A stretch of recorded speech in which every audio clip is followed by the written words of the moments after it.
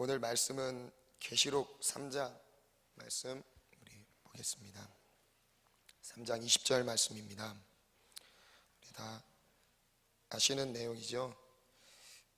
소아시아 7교회들에게 하나님께서 말씀하셨을 때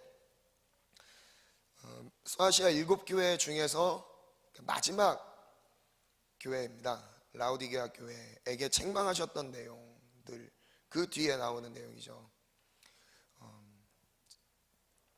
잠깐 그 내용을 먼저 설명해 드리겠습니다.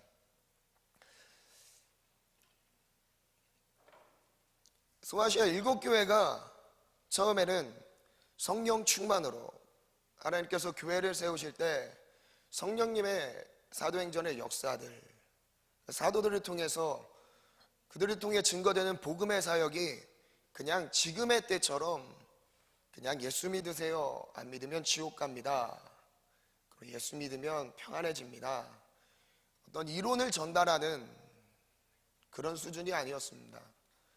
사도행전의 초대교회의 전도의 현장은요, 정말 이적과 표적이 함께 따랐고요, 하나님의 살아계심을 부인할 수 없을 만큼 그들이 죄 앞에 엎드려지고, 그리고 죄악을 끊어내는 강한 결단과 헌신, 그리고 앞으로는 복음을 위해 살겠다는 철저한 각오와 다짐 속에서 복음으로 초청되었던 것이었습니다. 그래서 그들의 삶은 변할 수밖에 없었고, 그리고 예수님을 믿는다는 그 자체가 그들에게는 순교의 믿음과 분리되진 않았어요. 절대 분리되지 않았습니다. 그 당시 예수님을 믿는다, 이 말은 즉 이거죠. 예수님을 믿다가 그 믿는다는 이유 때문에 죽음까지도 받아들이겠다는 고백이었습니다. 그래서 뜨겁게 성령님이 보호하시지 않는다면 그들의 신앙은 도저히 한 걸음도 전진할 수 없었던 환경이었습니다. 지금처럼 예수님을 잘 믿을 수 있는 좋은 예배당이 이렇게 건축되었던 것도 아니고요,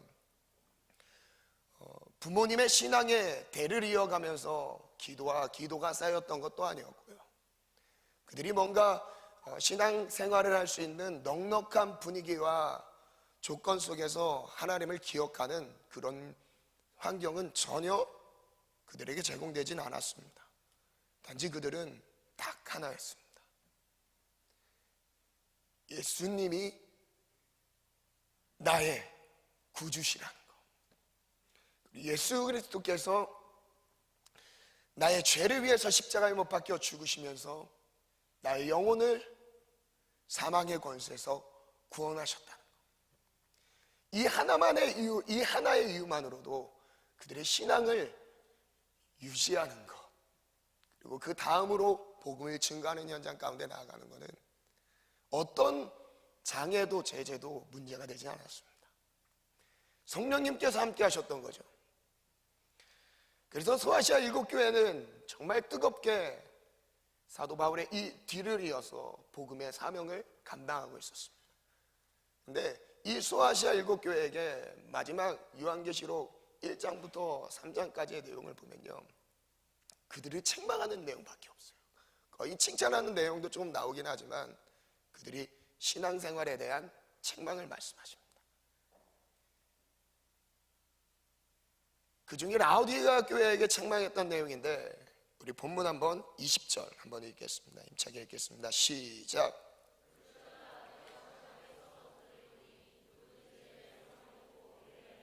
내가 그에게로 들어가 그와 더불어 먹고 그는 나와 더불어 먹으리라.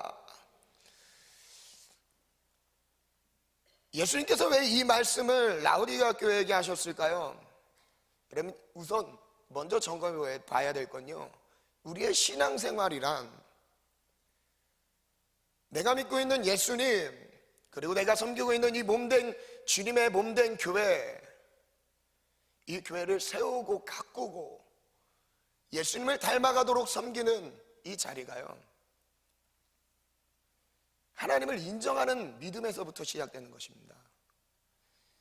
간혹 이런 이야기를 하고 있습니다. 이런 이야기를 하는 분들이 계시죠. 예배를 드리는 것과 내가 하나님을 섬기는 충성의 자리, 그리고 뭔가 감당하고 있는 그 자리에 대해서 구분해서 생각하시는 분들이 있는데요, 절대 구분되지는 않습니다. 왜냐면요, 내가 받은 은혜만큼 섬기게 돼요. 내가 누리고 있는 은혜만큼 교회를 섬기게 되어 있습니다.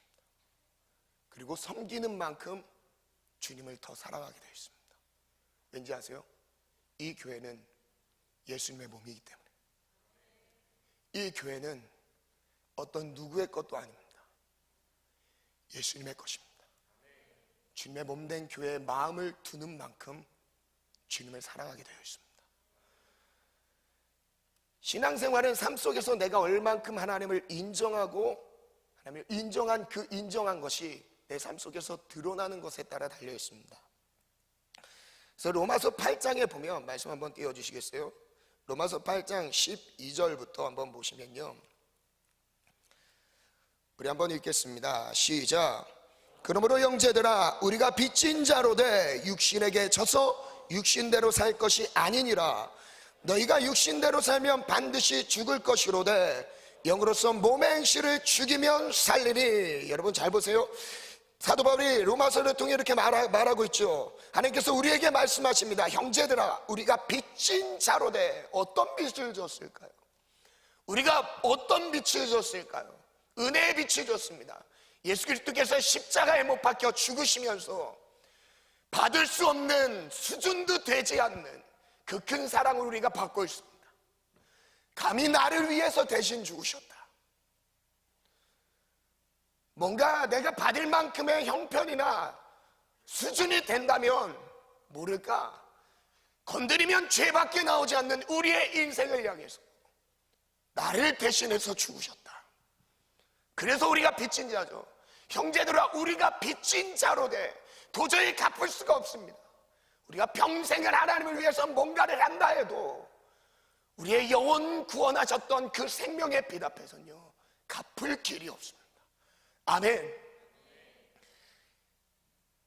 우리가 빚진 자인데 그 다음에 이렇게 설명하죠. 우리가 빚진 자기 때문에 우리가 육신에게 져서 육신대로 살 것이 아니요. 이 말은 이것입니다. 우리가 빚진 자라는 것을 모를 때는 우리의 삶이 어떻다라는 거죠. 육신대로 사는 삶이라는 거예요.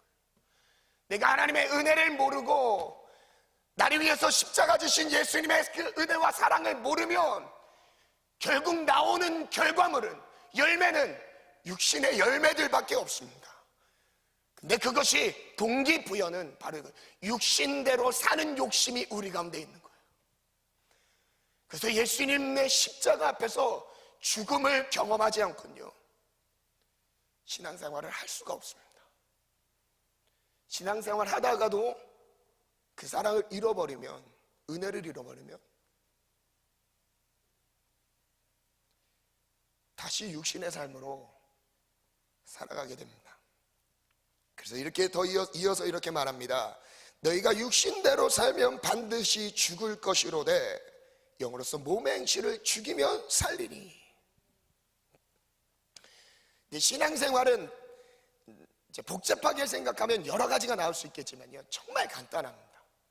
내 육신을 위해서 삶을 살고 있는지, 아니면 내 영의 유익을 위해서 성령의 인도함을 받으며 살아가는지, 둘 중에 하나예요.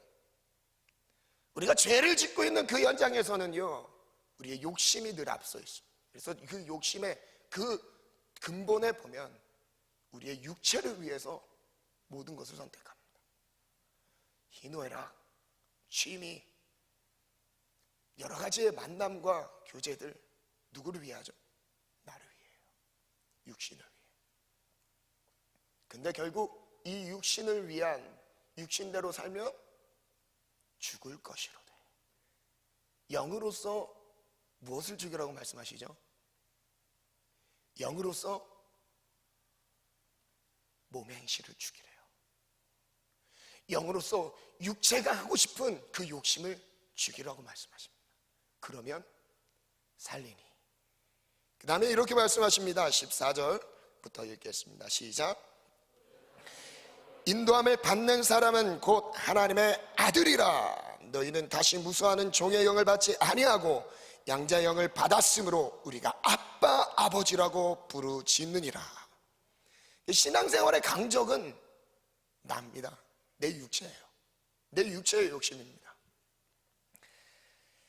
이어서 설명드리면요, 저를 한번 따라하겠습니다. 신앙생활은 육신대로 살지 않고 성령의 인도함을 받는 것이다. 이어서 라우디게아 교회에게 문제점은 이거였습니다. 14절부터, 요한계시록 3장 14절부터 다시 가겠습니다. 3장 14절부터 라우디게아 교회의 사자에게 편지하라. 아멘이시오, 충성되고 참된 증인이시오, 하나님의 창조의 근본이신 이가 이르시되. 15, 16절 읽겠습니다. 시작. 내가 차지도 아니하고 뜨겁지도 아니하도다. 내가 차든지 뜨겁든지 하기를 원하노라. 내가 이같이 미지근하여 뜨겁지도 아니하고 차지도 아니하리니 내 입에서 너를 토하여 버리리라. 지금 라오디게아 교회가 갖고 있었던 문제점 중에서 하나가 영적인 자기의 상태와 육적인 상태를 혼돈하고 있었던 거예요. 이거 어떻게 알 수 있냐면요, 그 다음 절을 보면 알 수 있어요. 그 다음 절 17절 한번 보겠습니다. 시작. 나는 부자라. 잠깐만요. 내가 말하기를 나는 부자라. 왜 부자라고 생각했을까요? 라오디게아 교회 성도들이, 그 교회 사람들이 스스로 생각하고 있었답니다. 나는 부자라. 왜 부자라고 생각했겠죠? 어디에 초점을 둬서 무엇을 느꼈길래, 어떤 것을 확인하고 자기 스스로 부자라고 생각했을까요? 부자의 기준이 있나요? 스스로 부자라고 생각했대요. 그런 다음에 이어서 한번 읽겠습니다. 시작. 부요하여 부족한 것이 없다 하나. 잠깐만요. 부요했대요. 그래서 부족한 게 없었대요. 아마 이렇게 생각했을 수도 있습니다. 누리는 하나님이 주셨던 축복이 많아서 사업이 잘 됩니다. 직장 생활이 형통하네요. 그게 문제될 게 없어요. 건강도 있고요. 집도 갖췄습니다. 좋은 차도 있네요. 나는 부자예요. 부족한 것이 없는데요. 뭐가 문제죠? 그리고 예배는 드리고 있습니다. 뭐가 문제였죠? 근데 그 다음에 말씀하시죠. 다 같이 읽겠습니다. 시작. 내 곤고한 것과 가련한 것과 가난한 것과 눈먼 것과 벌거벗은 것을 알지 못하는도다. 실상의 상태에 대해서 이렇게 열거하시죠. 곤고하고 가련하고 가난하고 눈멀고 벌거벗은 것. 그들의 영적인 실상은 가련한 상태입니다. 공고한 상태예요. 눈이 멀어서 주님의 뜻이 뭔지 보이지 않습니다. 어디로 가야 될지도, 무슨 선택을 해야 될지도 결단과 뭔가를 결정할 수 있는 영적인 수준 자체가 되지 않은 상황이에요. 근데 누리고 있는 건 많습니다.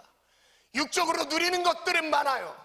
지금 그러나 영적인 상태를 보니까 눈멀었대요. 그리고 헐벗었대요. 헐벗었으면 춥죠. 영적인 자기의 상태는 지금 추위와 굶주림과 곤고함과 가련함에 지금 모든 영적인 최악의 상황에 노출되어 있는데도 불구하고 스스로 말하기를 나는 부자라. 나는 부족한 것이 없다. 지금 신앙생활을 하지 않는 사람들을 향해서 말씀하시는 것이 아닙니다. 소아시아 7교회, 교회의 출발을 이뤘던 교회의 근간이 되는 사람들, 그 사람들의 신앙에 대해서 지금 권면하는 것, 지금 징계에 대한 권면과 지금 그들이 다시 한번 하나님의 뜻으로 나오기를 간절히 바라는 마음으로 주님 말씀하고 계신 것입니다. 어쩌면 우리도 속을 수 있어요. 내 육적으로 누리는 안정감 때문에 내 영적인 최악의 상황을 보지 못할 수도 있습니다. 여러분, 가까이 한 주를 한번 돌아오기 원합니다. 한 주 동안 하나님이 내게 무슨 말씀하셨나요? 한 주 동안 내게 하나님이 어떤 감동을 주셨나요? 한 주 동안 하나님이 내게 무엇을 하자고 권면하시고 하나님이 내게 어떤 길로 인도하셨나요? 여러분, 이것이 만약에 무감각하게 마비된 상황이라면요, 지금 이 말씀은 지금 우리에게 대한, 우리 교회를 향한 말씀입니다. 그 다음 절 18절 한번 읽겠습니다. 시작. 내게서 불로 연단한 금을 사서 부요하게 하고 수치를 보이지 않게 하고 안약을 사서 눈에 발라 보게 하라. 19절 읽겠습니다. 시작.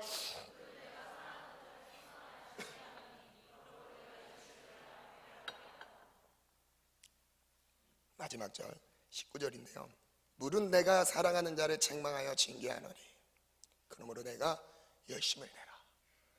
회개하라.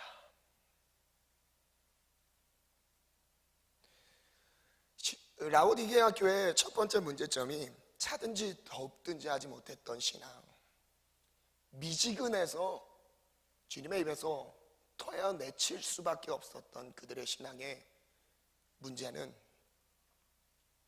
그들의 영적인 본인의 실상을 제대로 감지하지 못했던 것이었습니다. 근데 주님이 우리에게 소망을 주시죠. 그 책망이 오히려 하나님을 향해 다시 나아갈 수 있는 길이 되는 것이죠.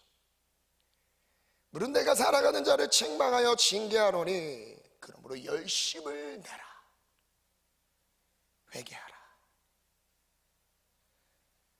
그 다음에 나오는 말씀이 20절 말씀입니다.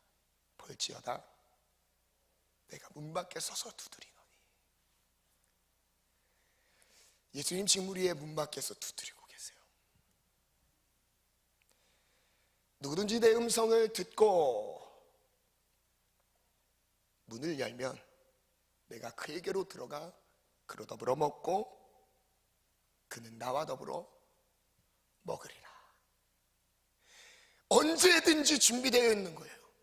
예수님과의 친밀함과 연합과 교제는요, 멀리 있는 게 아니죠. 지금 가까이 있습니다. 기도해도 뭔지 모르겠습니다. 어떻게 하나님의 뜻을 분별하죠? 근데 예수님은 지금 우리에게 멀리 계시지 않대요. 열심을 내라. 회개하라. 그런데 지금 문 밖에서도 두드리고 계십니다.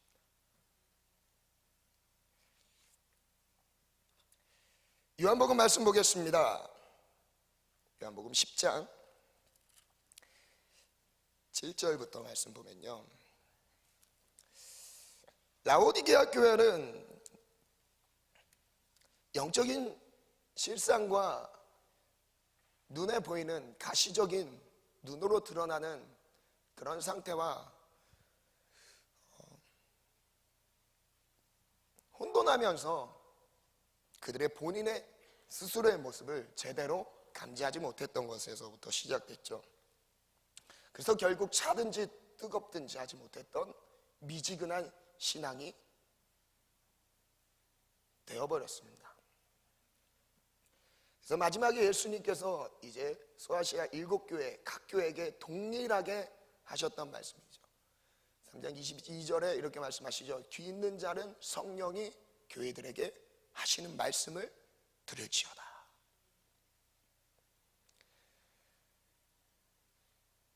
그러니까 하나님의 음성을 우리가 얼만큼 듣고 반응하느냐에 따라서 신앙생활은 달라집니다. 그래서 요한복음 10장에 보면 10장 7절 8절 말씀 한번 읽겠습니다. 시작. 다시 이르시되 내가 진실로 진실로 너에게 말하노니 나는 양의 문이라. 나보다 먼저 온 자는 다 철도요 강도니 양들이 듣지 아니하였느니라. 이 말씀을 왜 하셨을까요?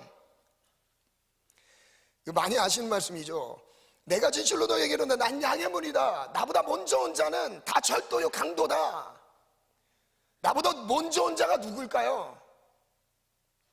그냥 뭐 어떤 마귀 역사가 나타나는 그런 것들도 말할 수도 있겠지만, 좀 더 자세히 구체적으로 말하면 어떻게 설명할 수 있을까요? 그 뒤에 보면요, 이 말씀을 하게 된 배경이 있습니다. 10장 1절부터 한번 보면요, 요한복음 10장 1절부터 보면 위에 나오는 내가 한번 제가 읽어드릴게요. 내가 진실로 진실로 너희에게 이르노니 문을 통하여 양의 우리에 들어가지 아니하고 다른 데로 넘어가는 자는 절도며 강도요. 이제 문제 제기가 이겁니다. 지금 양의 문이 있는데 문을 통하지 않고 넘어가서 그것들을 막 이제 도둑질하고 이제 절도질하는 그런 것들을 말하는 거죠. 2절에 보면 문으로 들어가는 이는 양의 목자라. 3절 우리 다 같이 읽겠습니다. 3절, 4절, 5절 시작. 양은 그의 음성을 듣나니 그가 자기 양의 이름을 각각 불러 인도하여 내느니라. 이 당시 문화는요, 양을 이제 기르는 이 초장에서 목장에서 이제 자기 목장에만 이제 뭐 양을 풀어놓고 이게 아니라 그 목장 안에 양들을 내 양도 있고 다른 사람 양도 있고 다른 사람들의 양이, 그러니까 양들이 다 섞여 있는 거예요. 거기서 그냥 자유롭게 풀을 뜯어 먹게 하는 겁니다. 근데 거기서 내 양을 구분할 수 있는 방법이 있어요. 뭐냐면 양을 부르는 거예요.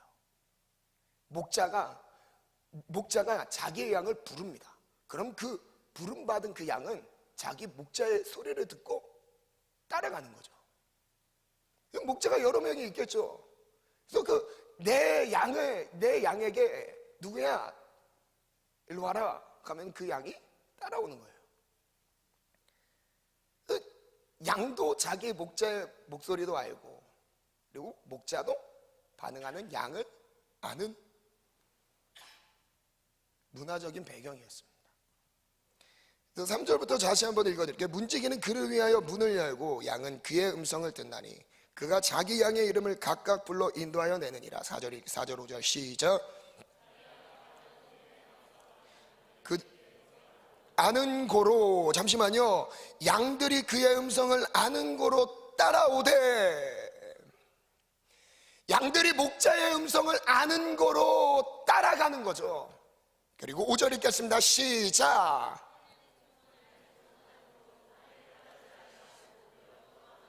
타인이 부른다면 헷갈리는 게 아니에요. 우리 목자인가? 이게 헷갈리는 게 아니에요. 분명하게 내가 따라가야 될 목자가 누구인지 분명하게 알고 따라가는 거예요. 그래서 말씀하시죠. 타인의 음성을 알지 못하는 거로 타인을 따르지 아니하고 도리어 도망간대요. 근데 6절 읽겠습니다. 시작.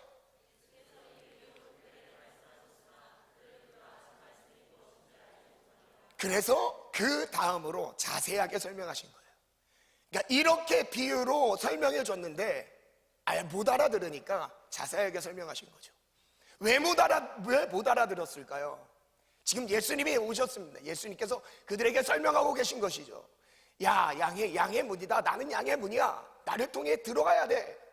나밖에 진리가 없어. 그러면서 다 설명했어요. 뭐 양의 문으로 통과하지 않는 자는 절도하는 자야. 도둑놈이야. 안 돼. 근데 분명히 목자의 목소리는, 양은 목자의 목소리를 분명히 알고 따라가게 되어 있어. 그래서 이 비유를 말씀하셨는데 그걸 알아듣지 못했어요. 그리고 자세히 설명하신 내용입니다. 그래서 8절 제가 읽어드릴게요. 나보다 먼저 온 자는 다 절도요 강도니 양들이 듣지 아니하였느니라.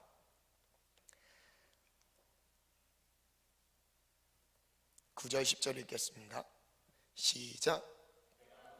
누구든지 나로 말미암아 들어가면 구원을 받고 또는 들어가며 나오며 꼴을 얻으리라. 도둑이 오는 것은 도둑질하고 죽이고 멸망시키라. 내가 온 것은 목자의 음성이 안 들리는 이유가 두 가지입니다.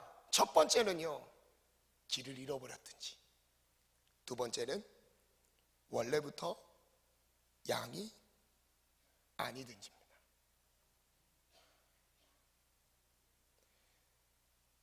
뭐 1년, 2년, 년 단위를 거론하지 않고 가장 가깝게 한 주를 한번 돌아보기 원합니다. 하나님의 음성을 들으셨습니까? 하나님이 인도하시는 길로 따라가셨습니까? 만약 그렇지 못했다면 둘 중에 한 개죠. 길을 잃어버렸든지 원래부터 양이 아니든지. 왜냐하면 양은 목자의 음성을 듣기 때문입니다.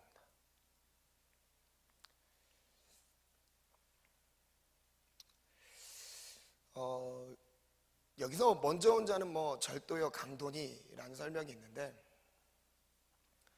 전 이 말씀 묵상하면서 한 주 동안 이 말씀을 묵상하면서 한 주 동안 저에게 계속 말씀하셨어요. 하나님의 음성에 대해서 얼만큼 반응하는지.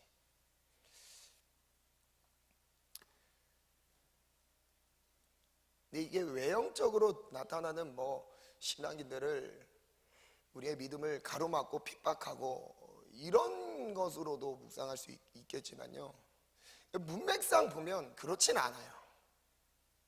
문맥상 보면 뭔가 우리가 신앙생활하는 데 있어서 못하도록 위협하고 방해하는 그런 것들을 향해서 말씀하고 계시지는 않습니다.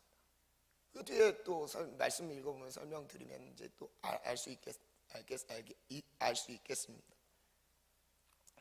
그러니까 좀 더 자세히 말씀드리면 이겁니다. 예수님보다 먼저 온 자들이 있다는 거죠. 예수님보다 먼저 온 자들이 있는데 그들을 따라가면 결국 도둑맞고 그들은 죽인다.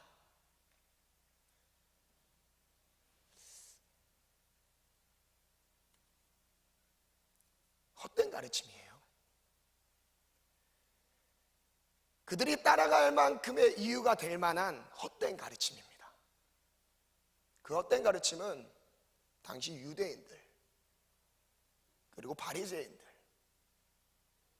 뭔가 행위로서 그들의 신앙을 확인시키려는 사람들의 무리들이었죠. 그들이 뭔가 죽이려고 칼로 뭔가 무기를 들고 신앙인들에게 접근할까요? 그렇진 않죠. 그런데 죽인대요. 그런데 도적질한대요. 그런 다음에 좀 더 자세하게 설명하십니다.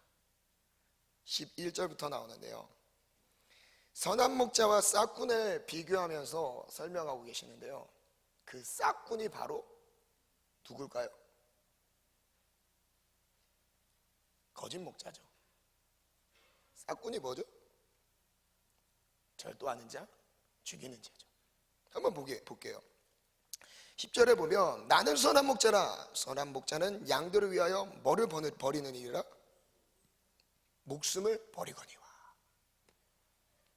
그 다음에 12절 보면 싹군은 목자가 아니요 양도 제 양이 아니라 이리가 오는 것을 보면 양을 버리고 달아나라니 이리가 양을 물어가고 또 해치느니라. 15절까지 다 같이 읽겠습니다. 시작.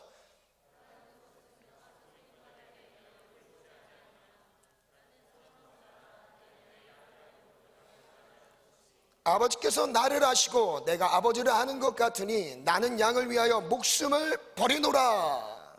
지금 싹군과 선한 목자를 비교하면서 지금 싹군은 누구라 그 전에 말했던 싹군은 누구냐면요, 지금 먼저 온 자 절도며 강도를 지금 말하고 있는 거예요. 좀 더 알아듣지 못하니까 좀 더 구체적으로 말씀하시고, 싹군이 뭔지 아냐? 근데 싹군의 특징을 말하고 있습니다. 목자가 아니래요. 양들을 위해서 목숨을 버리는 자는 선한 목자인데 싹군은 그렇지 않다고 말합니다. 그러면서 싹군에 대해서 말하죠. 싹군은 목자가 아니래요. 양도 제게 아니래요. 그리고 이어서 말합니다. 이리가 오는 걸 보면 양을 버리고 도망간대요. 싹군은 양을 버리지만 반대로 선한 목자는 뭐를 버리죠? 목숨을 버립니다. 싹군은 양을 버려도 선한 목자는 자기 목숨을 버립니다. 싹군은 양을 돌보지 않아도 선한 목자는 자기 목숨을 돌보지 않는다라고 비교하면서 설명하고 계세요. 그러면서 달아나는 이유는 자기가 싹군인 까닭에 양을 보고 돌보지 아니한다고 합니다. 그 다음에 나는 선한 목자라. 나는 내 양을 알고 양도 나를 아는 것이 아버지께서 나를 아시고 내가 아버지를 아는 것 같으니 나는 양을 위하여 목숨을 버리느라. 우리를 위해서 목숨을 버릴 분이 누구밖에 없습니까? 예수밖에 없습니다. 예수 외에 다른 헛된 가르침에 대해서 아니라고 말씀하고 계시는 거예요. 지금 이 성경 말씀이 옳다 안 옳다 이걸 말하는 게 아니라요, 지금 예수님 본인 자신 자체를 가지고 말씀하고 계신 거예요. 나만이 진리고 길이요 소망이라는 말을 말씀하고 계신 겁니다. 예수님만이 우리에게 소망 되십니다. 예수님만이 우리에게 길이 되셨어요. 근데 이 당시에 예수님 외에 다른 헛된 교훈과 가르침이 너무나 많았습니다. 그러다 보니까 예수님 없어도 신앙생활이 되는 것처럼 스스로 여기는 헛된 속임수에 빠져버렸습니다. 그래 이 뒤에 디모데 전후서를 보면요, 사도 바울도 헛된 가르침에 속지 말라고 말씀하시죠. 그리고 또한 마태복음 24장에 가도 마지막 때에 일어난 일들 중에서 가장 첫 번째로 말씀하십니다. 사람의 미혹을 취해라 말씀하세요. 우리가 따라가야 될 분은 누구냐면 예수님밖에 없습니다. 왜냐하면 예수님만 우리에게 자기의 생명을, 목숨을 버리기까지 우리를 사랑하신 분이기 때문에. 그래서 예수가 나의 목자라는 말은요, 이런 건 예수가 나를 위해 목숨을 버리고 우리를 지키시고 우리를 구원하셨다. 예수가 우리의 목자 되십니까? 예수님이 우리의 목자 되십니까? 아멘. 이 구원의 반열에 들어간 사람의 공통점이 있습니다. 목자의 음성을 들어요. 이 구원의 반열에 들어간 사람들의 공통점이 있습니다. 목자의 음성을 들어요.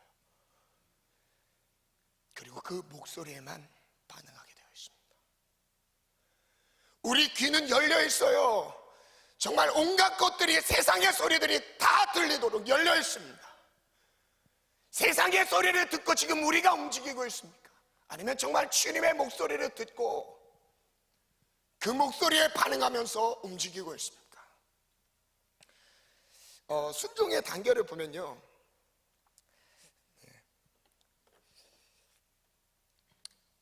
순종의 첫 번째 단계는 이 순종을 어떻게 하느냐에 따라서 내가 하나님의 음성에 반응할 수 있는 거죠. 그죠? 그러니까 우리가 막무가내로 하나님의 음성을 어떻게 들어요? 들을 수 없어요. 이건 사실 욕심입니다. 첫 번째 단계가 있어요. 첫 번째 단계는요, 하나님이 모든 사람에게 뭘 주셨냐면요, 양심을 주셨어요. 근데 이 양심이라는 것에, 이 선한 양심에 반응하고 순종하잖아요. 그러면요, 두 번째 단계로 넘어갑니다. 이 두 번째 단계는요, 그냥 양심의 반응에 순종하는 것만으로 사실 부족해요. 뭐냐면요, 기록된 성경의 기준 안에서 하나님의 말씀입니다. 이 하나님의 말씀이라는 걸 이제 기록된 성경으로만 지금 말씀드리는 겁니다. 좀 제한해 둔 거죠. 두 번째 단계는 하나님이 우리에게 기록된 성경 말씀에 순종하는 것으로 보여지는 거죠. 그러니까 이거는 모든 사람에게 허용된 순종할 수 있는 하나의 방법이고, 그 단계 가운데서 말씀과 기도와 뭔가 내가 말씀을 좀씩 가까이 하고 그 말씀 가운데 반응하기 시작하잖아요. 그러면 하나님이 우리 안에서 공개하시는 게 말씀에 대한 순종을 요구하십니다. 이 말씀에 대한 순종은요, 세 번째 단계로 갔을 땐요, 여기서 끝나지 않아요.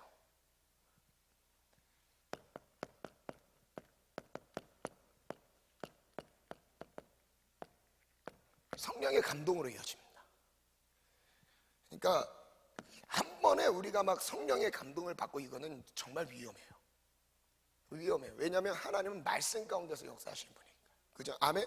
그래서 내가 말씀을 얼만큼 가까이 하고 사모하고 묵상하고 예배하면서 그 말씀을 들었는지에 따라서 뭐가 나타나냐면 성령의 감동으로 이어지는 거예요. 근데 이 성령의 감동으로도 사실 끝나지 않습니다. 네 번째 마지막 단계는요,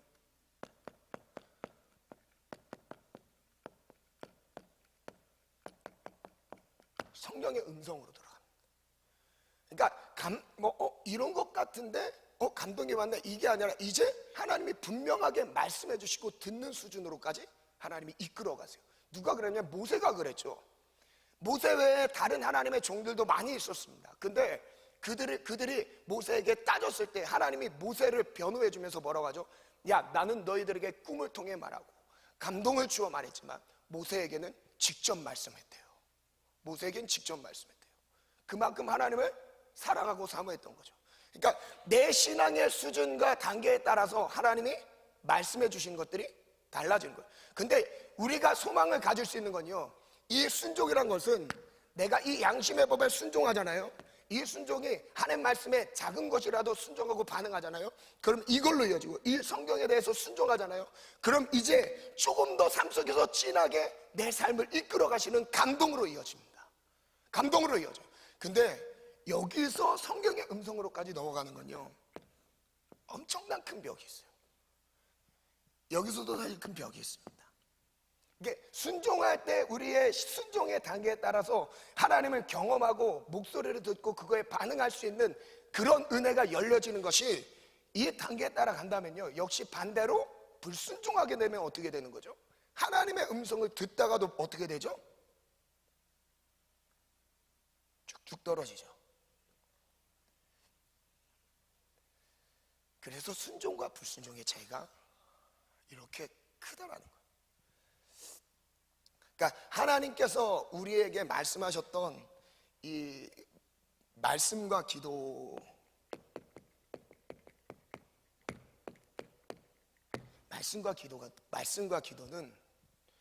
하나님의 음성을 듣고 하나님의 목자 되신 하나님의 음성을 분별하고 그 음성에 순종할 수 있는 모든 것이 다시 달려 있어요.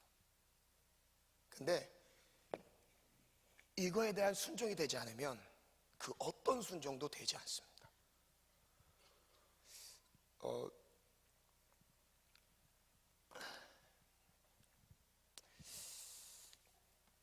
오늘 말씀을 정리하겠습니다.